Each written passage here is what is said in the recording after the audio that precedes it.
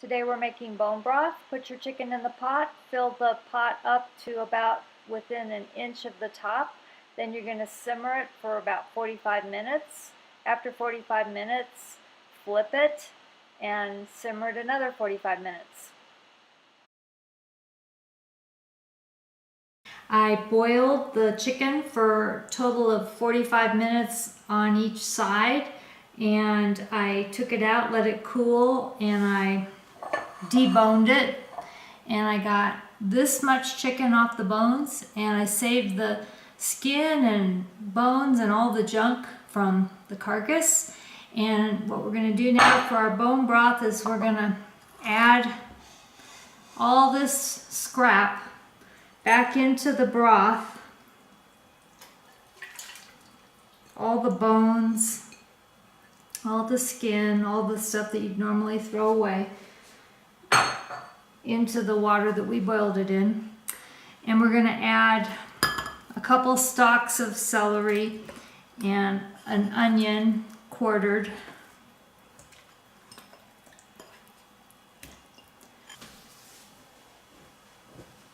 And then we're going to add a couple tablespoons of apple cider vinegar. And what that does is it sort of helps pull the minerals out of the bones. Bone broth, we used to like to think that it had a lot of minerals, but there's been recent information that maybe it doesn't have as many minerals as we thought. But it's still super healthy, has a lot of collagen, and just really good, healthy protein, and very digestible, and a good base. You can use it for making soups, and I use it for cream of broccoli soup, which I'll make a video of that, and just a lot of things. So anyway, now I'm going to simmer our pot for a minimum of 24 hours. So I do it overnight, and I don't do it on my gas stove, obviously, but I have a hot plate and I just do it on that. And I usually do it for 24 to 48 hours. The longer the better. So the broth has been simmering for about 24 hours, and now I'm straining all the stuff out of it. Got all the big pieces in here, so I can just pour the rest.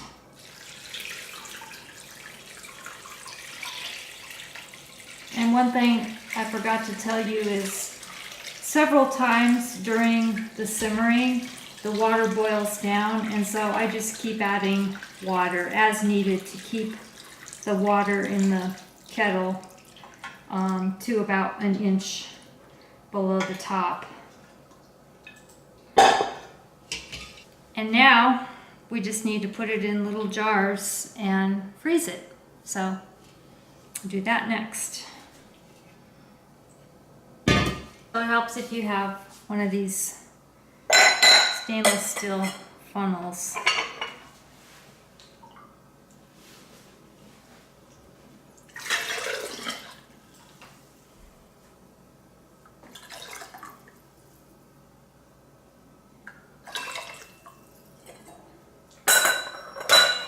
And don't fill it all the way to the top, because if you're going to freeze it and it's filled to the top, it expands and you'll have a problem with the glass cracking.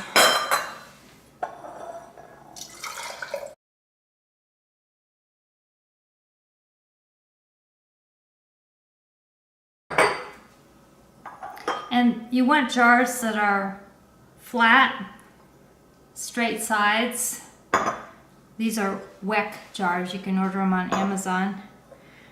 And these I got at Walmart. But you want the straight kind, because then you can just hold it under hot water until it melts around the edges and slide them out when they're frozen. This kind is not as good, but I'm running out, so they don't slide out when it's frozen. So I'm just going to fill up this and probably not freeze it, probably just use it right away so I won't have to freeze it.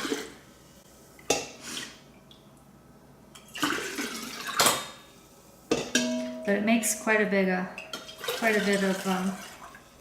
broth, and there are just so many good ways to use it.